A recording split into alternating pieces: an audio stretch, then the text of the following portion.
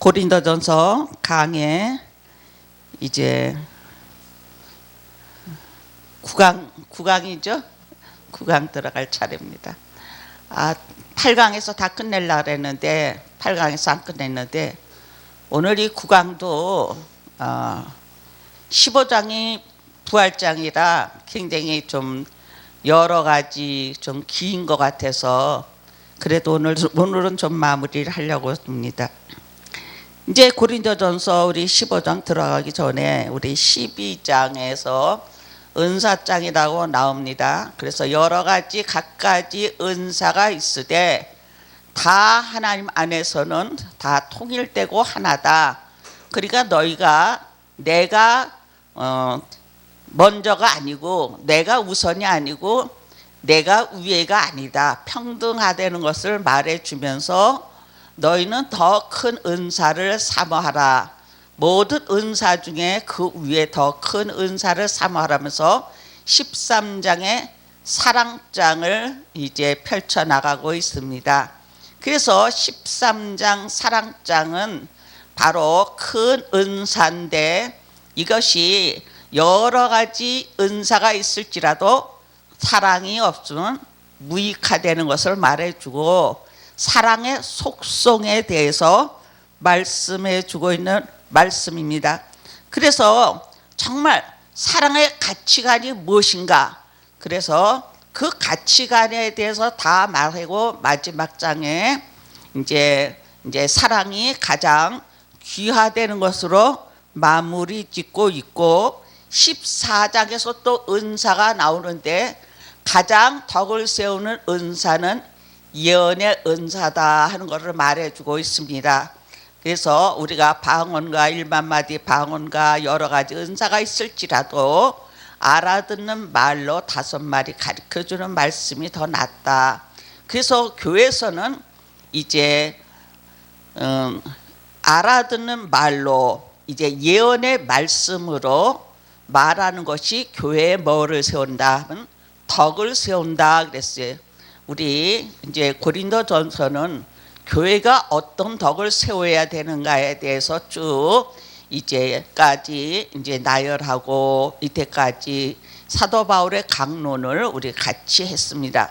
그래서 14장에서 가장 훌륭한 은사는 교회의 덕을 세우는 은사인데 이 덕을 세우는 은사는 바로 예언의 은사다.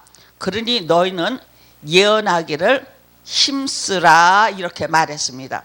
그래서 우리가 예언을 잘 해야 된다. 근데 그 예언은 바로 어떤 영적인 그런 것보다 우리는 실력 면적으로 말씀을 갖고 말하는 겁니다. 그래서 말씀의 계시의 조명을 받아 말씀을 잘 하나하나 가르쳐 전하는 것이 교회의 덕을 세우고 믿지 않는 자들이 그 말씀을 듣고 회개하며 돌아올 수 있다고 그래서 믿는 자들에게나 믿지 않는 자들에게 큰 덕을 세운다고 말씀해 주신 것이 바로 14장의 은사의 가치관에 대해서 말해주고 있고 이제 15장 들어가는데 15장은 우리가 부활의 교리가 나오고 있습니다. 그래서 부활의 교리가 나오는데 부활을 통해서 무엇을 주시는가 우리 이것을 생각해 볼 때 부활을 통해서 우리에게 생명의 귀중한 가치를 깨닫게 해주시는 죄송합니다. 말씀이기도 합니다. 그래서 부활이 없으면 우리의 영원한 생명이 없음을 말해줍니다. 그래서 저는 이제 항상 말씀드려요. 예수 그리스도의 십자가의 죽으심을 통하여 우리의 죄를 용서함 받고 죽으신 지 사흘 만에 부활하심을 통하여 우리에게 영생을 주셨다고 하신 말씀이 굉장히 우리 기독교의 가장 중요한 핵심적인 교리이기도 하고 내용이기도 하고 기반이기도 하고 중심적인 것이기도 합니다. 그래서 그리스도의 죽으심과 부활이 없으면 기독교는 죽은 신앙입니다. 그래서 오늘 15장에는 그리스도의 부활에 대해서 자세히 설명하고 있습니다. 그래서 15장 1절부터 8절에 바울이 자기에게 전해진 부활의 복음에 대하여 말했는데 어떻게 말했느냐? 부활의 복음은 역사적인 사실에 근거하여 말했습니다. 그래서 부활은 역사적인 근거가 있는 말씀이기도 합니다. 그래서 이런 역사적인 근거에 의해서 전한 말씀이고 또한 영원한 존재라는 것을 말합니다. 그래서 우리는 불명설, 우리는 영원히 죽지 않는 데는 이런 불명설을 말해주기 위해서 오늘 부활장을 또한 말해주고 있는 것입니다. 1절, 형제들아 내가 너에게 전한 복음을 너에게 알게 하노니 이는 너희가 받은 것이요 또 그 가운데 선 것이라. 너희가 만일 내가 전한 말을 굳게 지키고 헛되이 믿지 아니하면 그러 말미암아 구원을 얻으리라 그랬어요. 정말 이 부활의 사건을 확고히 믿으면 구원에 이른다고. 이 부활의 사건이 그냥 말로 전해지는 전수가 아니라 역사적인 사건에 근거하여서 이루어진 거기 때문에 이 사실을 너희가 믿으면 구원을 받는다고 말해주고 있습니다. 3절, 내가 받은 것을 먼저 너에게 전하노니 이는 성경대로 그리스도께서 우리 죄를 위해서 죽으시고 그랬습니다. 성경대로 죽으셨다 그랬습니다. 우리가 정말 예수님의 죽으심을 그냥 헛되이 말하지 않고 성경에 예언한 대로 죽으셨다고 말해주고 장사 지낸 바 되셨다가 성경대로 사흘 만에 다시 살아났다. 그래서 성경 신구약에 보면은 성경대로 죽으시고 성경대로 살아날 것을 구약에도 다 예언이 되어 있는 말씀이기도 합니다. 그래서 이같이 성경대로 죽으신 예수 그리스도를 믿기만 하면 구원을 얻고 성경대로 또한 부활하신 예수 그리스도를 믿기만 하면 영원한 생명을 얻을 것을 말씀해 주고 있습니다. 그래서 장사 지낸 지 사흘 만에 다시 살아났는데 먼저 게바에게 보이시고 12 제자에게와 그 후에 500여 형제의 일시에 보이셨나니 그 중에 지금까지 대다수는 살아있고 어떤 사람은 잠들었느니라. 이때는 대다수는 살아있다고 할 때는 이제 그리스도가 십자가에 죽으신 지 이제 100여 년 안쪽에 있었던 일이기 때문에 이제 살아있었다고 말해주고 있습니다. 7절, 그 후에 야고보에게 보이셨으며 그 후에 모든 사도에게와 맨 나중에 만삭되지 못한 내게도 보이셨다고 말했습니다. 사도 바울은 항상 자기를 겸허하게 낮추며 그리스도를 높이는 사역에 굉장히 치중했습니다. 그래서 나는 만삭되지 못했다고 했습니다. 이것을 볼 때 정말 사도 바울이 정말 우리가 외적으로 볼 때, 우리 지식으로 볼 때 사도 바울은 만삭되고도 남은 사람입니다. 그러나 스스로 나는 만삭되지 못했다고 스스로 자기 자신을 낮췄습니다.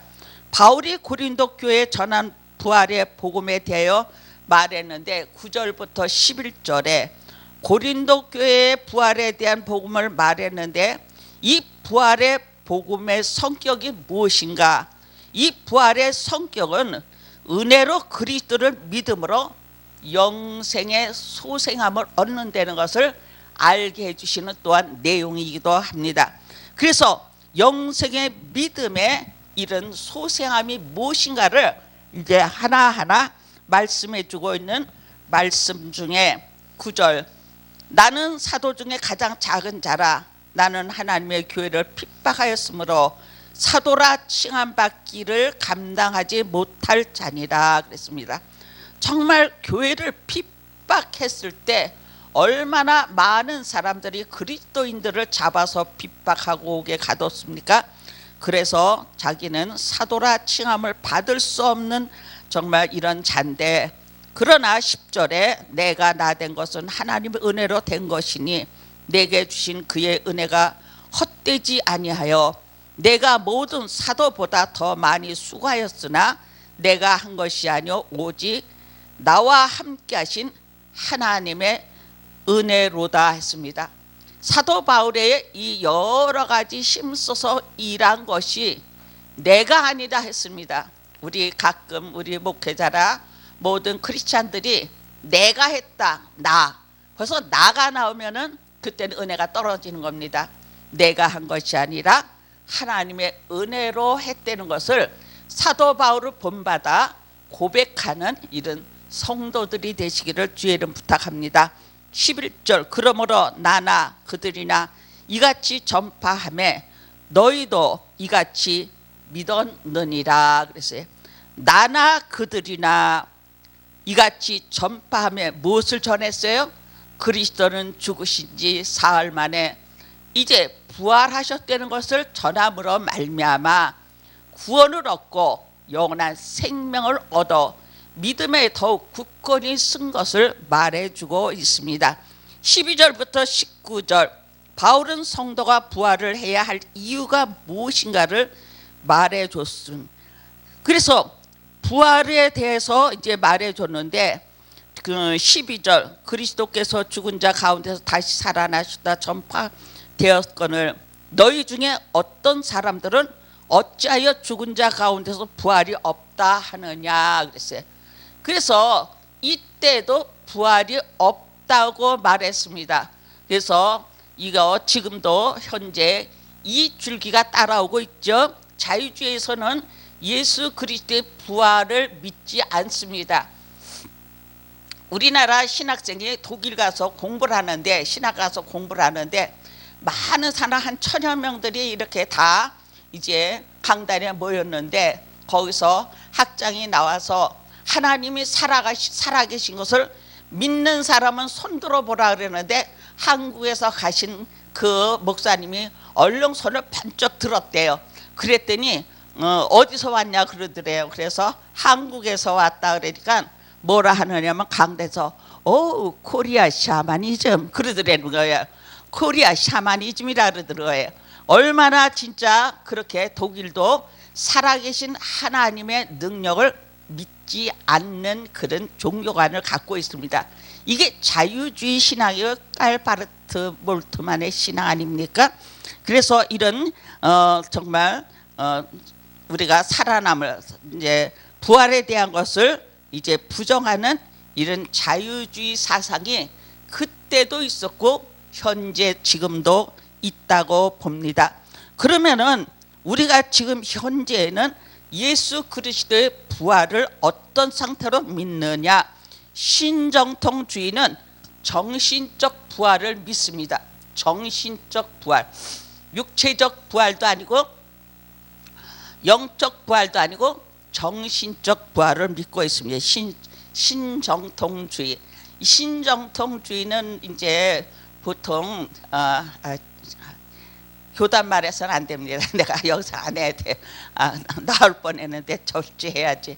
신정통주의는 그리스도의 부활을 정말 성경대로 말 안 하고 정신적인 부활이라고 말합니다. 그런데 우리는 성경신학적인 그런 바탕에서 우리는 부활의 당위성을 말하고 있는데 우리 부활을 또한 우리 또 정통주의에서는 육체적 부활을 또한 믿습니다. 그러나 우리 성경적 신학에서는 신령한 몸의 부활을 믿습니다. 이게 성경적이에요.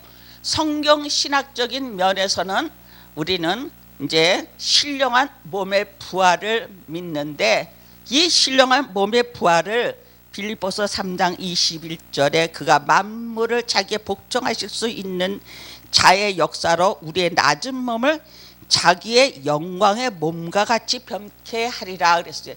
이게 자기의 자기의 몸과 같이 변케 해주신, 우리는 그리스도의 지체가 되어서 그리스도의 영광의 몸과 같이 변케 해주신다. 이게 신령한 몸의 부활을 얘기하고 있는 것입니다. 이것을 이제 요한복음에도 나오고 여러 군데서 나오고 있습니다. 그래서 이제 바울이 성도가 부활해야 될 이유에 대해서 이렇게 말해주고 있는데, 우리는 정말 성경적 신학적으로 볼 때 우리는 신령한 몸의 부활을 우리는 믿어야 됩니다. 우리 죽음은 어떻게 합니까? 죽음은 육은 흙으로 가고 영은 우리가 주님 앞에 부르심을 받는데, 우리가 흙으로 지음을 받고 그 코에 생기를 부으니 생명체가 된지라. 근데 아담이 타락해서 그 생명체에서 타락했기 때문에 뭐가 됐어요? 육체로 변질됐다 그거예요. 그래서 죽은 영이 됐는데, 아담 한 사람을 통해서 모든 영이 죽고 그 다음에 둘째 아담을 통해서 모든 영이 살 것을 예언해 주신 말씀이기도 합니다. 그래서 그리스도 한 분 때문에 우리의 모든 영이 소송함을 받았다는 것을 더욱 말해주고 있습니다. 13절, 만일 죽은 자의 부활이 없으면 그리스도도 다시 살아나지 못하리라. 너희가 부활이 없다 하니까, 죽은 자의 부활이 없으면은 뭐냐? 그리스도도 뭐예요? 그리스도께서도 다시 살아나지 못했다 하는 것을 말해주는 거예요. 그래서 우리는 정말 죽은 자의 부활이 없다 그러면 우리 신앙이 뭡니까? 아무것도 아니에요. 그래서 우리는 부활의 신앙을 굉장히 중요시 여기기를 바랍니다.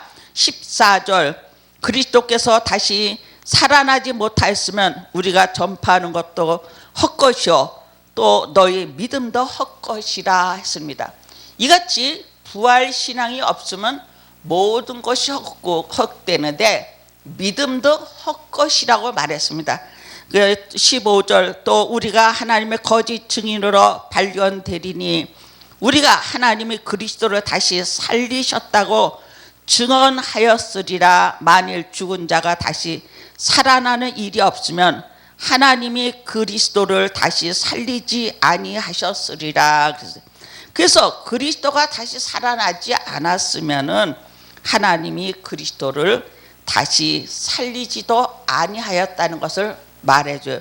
그래서 그리스도의 부활에 대해서 굉장히 자세히 말하고 그리스도의 부활의 정말 중요성을 말해주고 있는 것입니다. 16절, 만일 죽은 자가 다시 살아나는 일이 없으면 그리스도도 다시 살아나신 일이 없을 터이요 그리스도께서 살아나신 일이 없으면 너희 믿음도 헛되고 너희가 여전히 죄 가운데 있을 것이다 그랬습니다.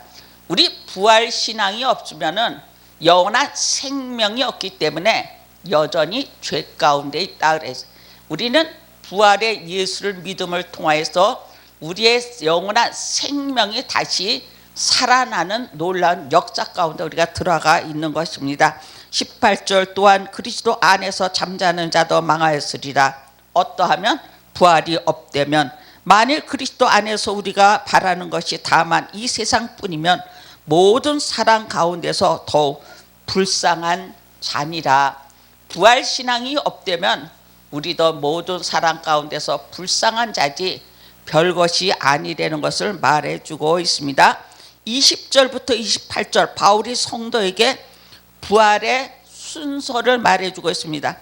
부활의 차서, 이것을 말해주는데, 그러나 이제 그리스도께서 죽은 자 가운데서 다시 살아나 잠자는 자들의 첫 열매가 되셨도다. 20절. 그래서 예수 그리스도는 죽은 자 가운데서 잠자는 자들의 첫 열매가 되었다 그랬어요. 이 첫 열매 굉장히 중요한 내용이기도 합니다. 우리 오순절에 첫 열매를 드렸다고 하지 않았습니까? 이것이 그리스도의 첫 열매, 부활의 첫 열매를 드리는 장면이고 감춰진 비밀이기도 합니다. 21절, 사망이 한 사람으로 말미암았으니 죽은 자의 부활도 한 사람으로 말미암도다.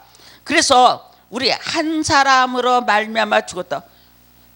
아담을 통해서 우리가 영적으로 죽은 자가 됐는데 예수 그리스도를 통해서 영적으로 다시 산 자로 변화시켰다는 이 말씀이기도 합니다. 아담 안에서 모든 사람이 죽은 것 같이 그리스도 안에서 모든 사람이 삶을 얻으리라. 23절 그러나 각각 자기 차례대로 되리니 먼저는 첫 열매인 그리스도요 다음에는 그가 강림하실 때 그리스도께 속한 자요 그 후에는 마지막이니 그가 모든 통치와 모든 권세와 능력을 멸하시고 나라를 아버지께 바칠 때라. 그가 모든 원수를 그 발 아래 둘 때까지 반드시 왕노를 하리라. 그래서 그리스도께서 모든 만물을 발 아래 두실 때까지, 그래서 그리스도는 왕권을 갖고 오셔서 통치하실 것을 말해주고 있습니다. 맨 나중엔 멸망받을 원수는 사망이라.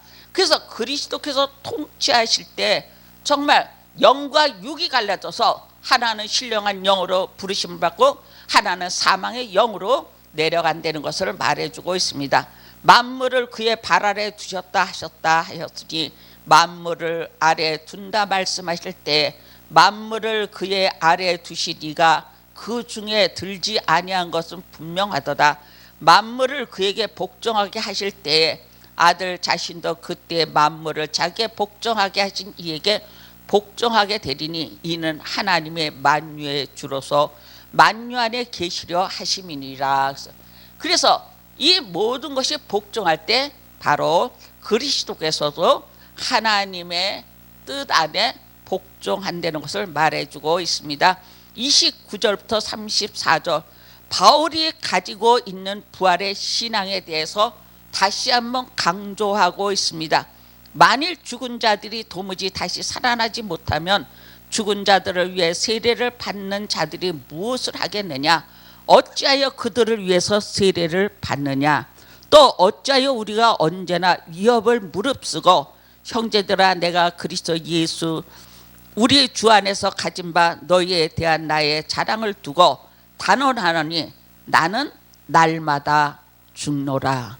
나는 날마다 죽노다. 나는 죽고 누가 살아요? 그리스도께서 살아 계시다 하는 것을 강조해 주시고 있습니다.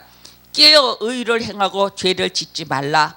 하나님을 알지 못하는 자가 있기로 내가 너희를 부끄럽게 하기 위하여 말하노라 그랬습니다. 이것은 뭐냐면 고린도 교회는 부활 신앙을 가졌습니다. 정말 지식과 언변이 특수하게 정말 많았다고 칭찬했는데 그 중에 이 부활의 신앙을 이제 갖고 있는데 그 중에 또 부활의 신앙을 갖고 있지 않는 자들을 향해서 다시 한번 사도 바울이 말하고 있는 것입니다. 그래서 너희를 부끄럽게 하기 위하여 내가 말한다 그랬어요. 누구요? 부활 신앙을 갖고 있지 않는 자들을 위해서 말하고 있다고 했습니다. 35절부터 49절 바울이 성도에게 부활의 형제에 대해서 설명해 주는데 누가 묻기를 죽은 자들이 어떻게 다시 살아나며 어떠한 몸으로 오느냐 하리니 어리석은 자여 내가 뿌리는 씨가 죽지 않으면 살아나지 못하겠고 또 내가 뿌리는 것이 장래의 형체를 뿌리는 것이 아니요 다만 말이나 다른 것이 알맹이뿐이로되 하나님의 뜻대로 그에게 형체를 주시되 각 종자에게 형체를 주셨느니라. 육체는 다 같은 육체가 아니고 하나는 사람의 육체요 하나는 짐승의 육체요 하나는 새의 육체요 하나는 물고기의 육체라 그랬습니다. 그래서 성도의 부활의 차서에 대해서 말해주고 있습니다. 하늘에 속한 형체도 있고 땅에 속한 형체도 있으나 하늘에 속한 것은 영광이 따르고 땅에 속한 것에 영광이 따로 있도다. 이제 부활의 영광의 주를 만날 때 하늘에 속한 영체가 있고 땅에 속한 영체가 있어요. 그래서 심판 때 땅에 속한 영체는 심판을 받는다는 것을 말해주고 하늘에 속한 형체는 그 차순에 따라서 하나님께서 세움을 받는다고 얘기하고 있습니다. 41절 해의 영광이 다르고 달의 영광이 다르며 별의 영광도 다른데 별과 별의 영광이 다르도다. 이건 하늘나라의 상급을 말해주고 있는 것입니다. 42절 죽은 자의 부활도 그와 같으니 썩을 것으로 신고 썩지 아니할 것으로 다시 살아나며 욕된 것으로 신고 영광스러운 것으로 다시 살아나며 육의 몸으로 신고 신령한 몸으로 다시 살아나느니 육의 몸이 있은즉 영의 몸도 있느니라. 이 말씀 44절에 육의 몸이 있은즉 영의 몸도 있느니라. 우리는 이 육체를 갖고 있습니다. 이 육체의 필요성은 영적인 성장을 해서 필요한 거지 육체의 쾌락을 해서 필요하다고 하지 않습니다. 그래서 육의 몸이 있은들 뭐가 있다 그랬어요? 신령한 몸이 있다. 제가 금식 기도를 참 이 30대 초년에 금식 기도를 좀 20일 금식 기도 해본 적이 있어요. 성경을 딱 읽다가 금식하면서 읽다가 고린도전 15장 44절을 딱 접목하겠어요. 육의 몸으로 신고 신령한 몸으로 다시 살아나니 육의 몸으로 있은즉 영의 몸도 있느니라. 그래서 육의 몸이 있은들 영의 몸이 있느니라. 육을 이렇게 핍박하고 너무 나약하게 하면 안 되겠구나. 우리가 건강하여서 영적인 생활을 더욱 부지런히 해야 되겠다는 그런 영감이 왔어요. 그래서 금식은 이제 더 이상 하면 안 되겠다. 내가 더욱 건강해서 영적인 삶으로 날마다 성장해 나가야 되겠다는 것을 깨달았습니다. 그래서 이 말씀 하나가 딱 가슴에 꽂혀지는데 너무너무 감동받았어요. 우리 성도 여러분, 우리 이 방송을 보는 여러분, 우리 정말 육의 몸이 있어야지만 신령한 몸이 있습니다. 육의 몸이 약하면 신령한 몸도 약해진다는 것을 우리는 이제 환우들을 볼 때 더 알을 수가 있습니다. 더 깨달을 수가 있습니다. 환우들이 암만 영적으로 깨어있던 사람도 그 마지막 때는 정말 아롱아롱합니다. 근데 마지막까지 주님을 진짜 찾으며 주님과 함께 마지막을 이제 잘 주님 앞에 가는 사람도 때로는 많습니다. 근데 그런 사람이 더 많지 않고 그렇지 않은 사람들이 더 많더라 그거예요. 그래서 이렇게 마지막 가시는 분들을 바라볼 때 참 안타까운 마음이 좀 많이 있었어요. 마지막을 어떻게 준비하느냐, 육의 몸이 있을 때 신령한 몸을 얼마나 잘 다듬고 잘 성장시켰느냐에 따라서 그 사람이 마지막 가는 모습이 달라지더라 그거예요. 그래서 우리가 신령한 몸으로 우리가 하나님 앞에 가는 거지, 육은 이제 다 화장하면 화장터에 가고 정말 묻으면 다 흙과 같이 썩는 건데, 우리 이런 걸 정말 생각해서 우리 신령한 몸의 장성한 분량을 얻기 위해서 노력하시는 여러분이 되어야 되겠습니다. 45절 기록된 바 첫사람 아담은 생명이 되었다 함과 같이 마지막 아담은 살려주는 영이 되었습니다. 우리 첫사람 아담은 정말 생명체, 흙으로 와서 흙으로 갈 수밖에 없는 이런 사람이었습니다. 그래서 생명체가 된지라 하는데 그 생명체는 곧 사람이다, 그렇게 성경에 설명하고 있습니다. 그래서 우리 정말 육체적인 사람은 썩어서 땅에 들어갈 수밖에 없는데, 이제 이 생명체를 통하여서 정말 아담이 범죄함을 통하여서 이제 영이 죽었는데 그 영을 다시 살려주신 분은 예수 그리스도 한 분이심을 말씀해 주고 있습니다. 46절 그러나 먼저 신령한 사람이 아니요 육의 사람이요 그 다음에 신령한 사람이라. 우리는 정말 신령한 사람이 먼저가 아닙니다. 육의 사람이다. 아담을 지었을 때 흙으로 육체가 된지라 그랬어요. 그래서 이제 육의 사람이고 우리는 그 다음에 둘째 아담을 통해서 신령한 사람으로 변화받을 수가 있습니다. 첫 사람은 땅에서 났고 흙에 속한 자이거니와 둘째 사람은 하늘에 나셨느니라. 무릇 흙에 속한 자들은 저 흙에 속한 자와 같고 무릇 하늘에 속한 자는 저 하늘에 속한 자와 같으니 무릇 흙에 속한 자의 형상을 입은 것 같이 또한 하늘에 속한 자의 형상을 입으리라. 우리는 어떤 형상을 입어야 됩니까? 우리는 하늘에 속한 자의 형상을 입기를 바라서 이같이 사도 바울이 간곡하게 말씀을 전해주고 있습니다. 부활신앙에 대해서 바울은 끝으로 성도들에게 권했습니다. 형제들아, 내가 이것을 말하노니 혈과 육은 하나님 나라를 이어받을 수 없고 또한 썩는 것은 썩지 아니하는 것을 유업으로 받지 못하니라. 그랬습니다. 혈과 육은 하나님 나라를 유업으로 받을 수 없다고 했습니다. 곧 육체의 소욕으로는 하나님 나라를 유업으로 받을 수 없음을 말해주고 있습니다.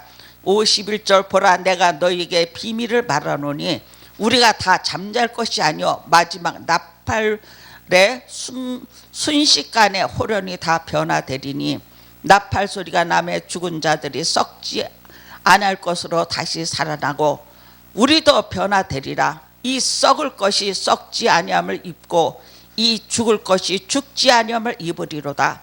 이 썩을 것이 반드시 썩지 않을 것을 입고 이 죽을 것이 죽지 아니함을 입을 때에 사망을 삼키고 이기리라. 기록된 말씀이 이루어지리라. 이사야서 28장 8절에 말하고 있습니다.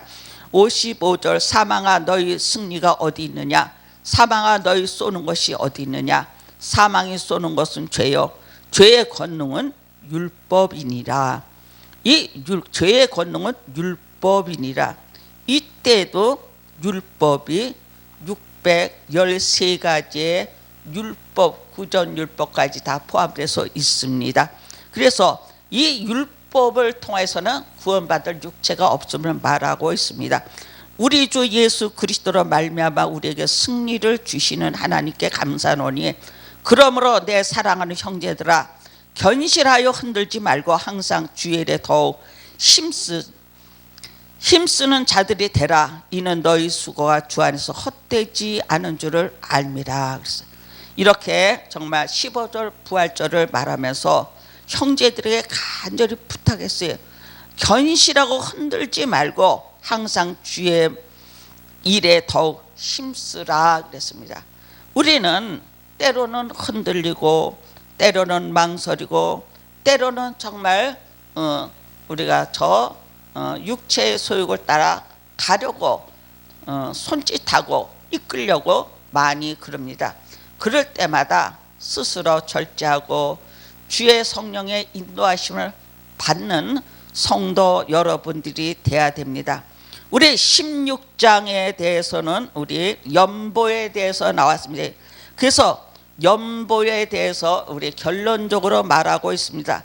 연보는 어떤 연보나 상대방의 건덕을 위해서 드려지는 것이 연보입니다. 왜? 상대방을 위해서 드려지는 것이 연보입니다. 우리 연보 잘못하면 뭐 하나님께 드렸으니 막 이렇게 이제 많이 말하는데 우리 이 땅에 살면서 우리가 하나님을 생각하면서 상대의 건덕을 위해서 상대의 유익을 위해서 우리가 뭐예요? 덕을 베푸는 거예요. 헌신하는 것이 연보입니다. 나를 희생해서 드려지는 것이 연보지. 우리가 이 연보는 왜 드려지느냐? 약한 자를 일으켜주고 또한 복음을 위해서 전하는 자들을 위해서 드려지는 것이 이 연보라고 말하고 있습니다. 그래서 연보는 상대방의 건덕을 위해서 드려지는 것이다. 복음을 위해서 가치를 알고 목적을 아는 사람이야말로 뭘 하느냐? 연보를 할 수 있습니다. 복음을 깨달지 못하고 드려지는 건 자기 내세우는 거예요. 우리 교회에서도 제가 큰 교회에 시험했는데 막 어떤 사람은 헌금을 해놓고 얼마나 과시하는지 몰라요. 지금도 제가 이렇게 정말 원로 목사님들 그 재단에 나갔는데 돈 조금 내놓고 그렇게 과시하는 이런 목사님들이 있어요. 이것은 연보의 가치를 모르는 자들입니다. 이 연보는 정말 복음을 알고 이 복음을 위해서 정말 가치롭게 써야 된다는 이런 사명을 갖고 정말 이 가치롭게 써야 되는 이 목적이 무엇인가, 이 연보를 통해서 이 목적을 어떻게 이루어야 될 건가, 이런 신앙관이 없으면 연보할 자격이 없습니다. 안 그러면 자기 과시가 나옵니다. 그래서 연보는 정말 자기 헌신이기도 하고 정말 복음의 확신을 갖고 드려지는 것이라고 볼 수가 있습니다. 16장 1절 성도들을 위하여 연보에 관하여 내가 갈라디아 교회에게 명한 것 같이 너희도 그렇게 하라. 매주 첫날에 너희 각 사람이 수입에 따라 모아두어서 내가 갈 때 연보를 하지 않게 하라 그랬습니다. 미리 뭐라? 준비하라 그랬어요. 미리 준비하라. 제가 그 전에 사업을 했는데 빳빳한 돈이 새거 싹 들어오면요, 그거 못 써요. 와, 이거 뭐 해야 되냐? 연보해야 되겠다 이런 마음가짐이 생기더라고요. 근데 그 연보를 딱 드렸는데 그 돈으로 뭐 했다? 짜장면들을 사잡섰다. 내가 괜히 시험을 받았어요. 그럴 이유가 하나 없는데 지 신앙관이 그때도 연보는 하나님께 드린다고 생각했어요. 연보는 우리가 정말 복음의 정말 가치관을 알을 때 복음을 위해서 애쓰는 자들의 쓰임받는 돈이기도 합니다. 이래서 이런 연보에 대해서 정말 잘 생각하고, 어떤 분들은 우리 교회는 연보를 안 해, 헌금함도 안 놔 이런다고요. 그러나 연보에 대해서는 서로 알아주며 서로 권면하고 서로 칭찬해 주는 것이 당연하다고 봅니다. 어떤 사람들은 연보에 대해서 기록하면 안 된다고 막 그래요. 하나님께 했지 어디다 했느냐고 막 그런다고요. 아니에요. 정말 없는 데서도 연보를 낸 사람을 뭐예요? 치사할 수 있는 이런 교회가 될 때 서로 기쁨으로 서로 연보를 할 수 있는 믿음들이 생기는 겁니다. 근데 그거 하나님께 하는 거니까 발표하면 절대로 안 돼 이렇게 말하는 사람들이 있어요. 그건 너무 신령한 것을 찾다가 서로 권면하고 서로 치사하고 서로 정말 없는 가운데서도 이같이 11조 생활하니까 정말 집사님 때문에 우리 교회가 참 힘이 된다, 이런 것이 굉장히 필요한 거예요. 근데 이런 필요한 것을 다 빼먹어 버려요. 왜? 누구를 위해서 빼요? 헌금 안 하는 사람을 위해서, 연보 안 하는 사람들을 위해서 다 빼먹더라고요. 연보 안 하는 사람은 발표하는 거 딱 질색이에요. 펄쩍 뜁니다. 그래서 우리 연보에 대해서 우리가 말합니다. 4절 만일 나도 가는 것이 합당하면 그들이 나와 함께 가리라. 그래서 우리가 이 연보가 정말 예루살렘과 모든 이제 흩어져 있는 교회들을 향해서 보내주는 연보였습니다. 이때는. 그런데 지금들은 교회에서 정말 꼭 필요한데 쓰임받는 연보들이 될 때 당당하게 발표하고 당당하게, 그래서 공동회도 하고 재직회도 하지 않습니까? 우리 교회는 이렇게 암만 이렇게 헌금을 썼다. 그래서 장부도 필요하는 거예요. 그런 게 왜 필요합니까? 그런 거 없으면은 세상 사업이나 똑같다고 생각해서 세상 세무서에서 세금 때리면 그냥 얻어 터지고 그냥 다 물어내게 되지 않습니까? 불로소득으로요. 그래서 우리는 정말 조심해야 될 것입니다. 6절 홍 너희와 함께 머물러 겨울을 지낼지도 뜻떠하니 이는 너희가 나를 내가 갈 곳을 보내주게 하려 함이라. 이제 사도 바울이 이제 이 고린도 교회에 이제 사랑하는 제자들을 이제 보내기로 했습니다. 그래서 이렇게 보내는데 혹시 나도 그곳에 가서 얼마 동안 있을지 모른다고 말했습니다. 내가 오순절까지 에베소에 머물러 함은 내 광대하고 유효한 문이 열렸으나 대적하는 자가 많음이니라. 얼마나 에베소 교회는 사도 바울을 대적하고 얼마나 많은 어려움을 줬습니까? 10절부터 12절 바울은 디모데의 방문을 대하여 협력해 주기를 말했습니다. 이제 바울이 고린도 교회에 누굴 보냈냐면은 디모데를 보냈습니다. 디모데가 이르거든 너희는 조심하여 그를 그로 두려움 없이 너희 가운데 있게 하라. 이는 그도 나와 같이 주의 일에 힘쓰는 자니라 그랬어요. 디모데를 이제 고린도에 보내는 작업을 하는 것입니다. 그래서 디모데가 그곳에 있게 평안하기를 기도하고 잘 섬기라는 내용입니다. 그러므로 누구든지 그를 멸시하지 말고 평안히 보내어 내게로 오게 하라. 나는 그가 형제들과 함께 오기를 기다리노니 형제 아볼로에 대하여 그에게 형제와 함께 너희에게 가라고 내가 많이 권하였으되 지금 갈 뜻이 전혀 없으니 기회가 있으면 가리라. 13절 14절 바울은 믿음에 굳게 서서 사랑으로 행하라고 부탁했습니다. 깨어 믿음에 굳게 서서 남자답게 강건하라. 너희 모든 일을 사랑으로 행하라. 지금 15절부터 18절 바울이 스데바나 동력자들과 성도에게 부탁하신 말씀. 형제들아 스데바나 집에 곧 아가의 첫 열매요 또 성도 섬기기로 작정한 줄로 너희가 아는 자니라. 내가 너희를 권하노니 이같이 사랑과 또 함께 일하며 수고하는 모든 사람에게 순종하라.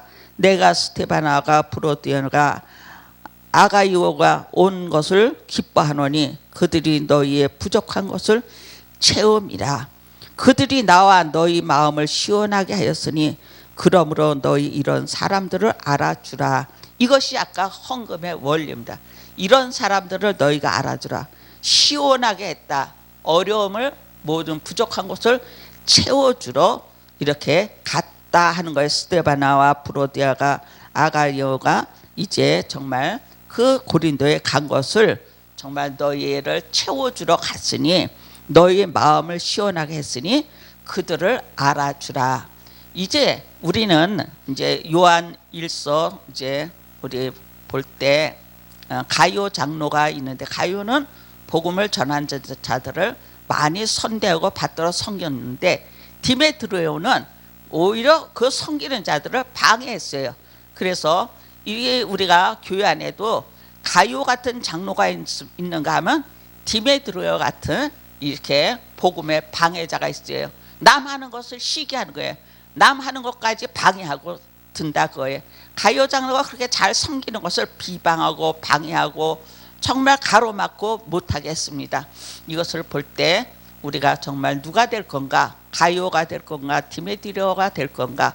우리 각자 알아서 정말 우리가 교회를 잘 섬기고 우리가 하는 사람들을 잘 알아주고 이제 섬겨라 하는 말씀이기도 합니다.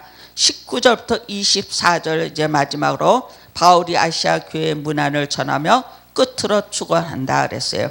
아시아 교회들이 너희에게 문안하고 아굴라 프리스길라와 그 집에 있는 교회가 주 안에서 너희에게 간절히 문안하고 모든 형제도 너희에게 문안하니 너희는 거룩하게 입맞춤으로 서로 문안하라. 이게 진짜 거룩하게 입맞춤으로 문안하라 그래서 옛날에 어떤 교단들은요 집회하고 끝나면 진짜 남녀가 부둥켜서 진짜 키스를 했답니다. 이게 아니거든요. 이게 진짜 영적인 말씀으로 서로 입맞춤으로 그만큼 사랑으로 가까워지려는 말씀인데 아주 실제로 문자 그대로 입맞춤대로 했다고 합니다. 나 바울은 친필로 너에게 문안하노니 만일 누구든지 주를 사랑하지 아니하면 저주를 받을지어다. 우리 주여 오시옵소서. 주 예수 그리스도의 은혜가 너희와 함께하고 나의 사랑이 그리스도 예수 안에서 너희 무리와 함께할지어다 하고 마무리 인사를 짓고 마쳤습니다. 오늘 고린도전서 이제 마지막 강의까지 들어주신 시청자 여러분 감사합니다. 모든 동력자 여러분께 감사드리며 이제 고린도전서를 이제 모든 강의를 마쳤습니다. 감사합니다.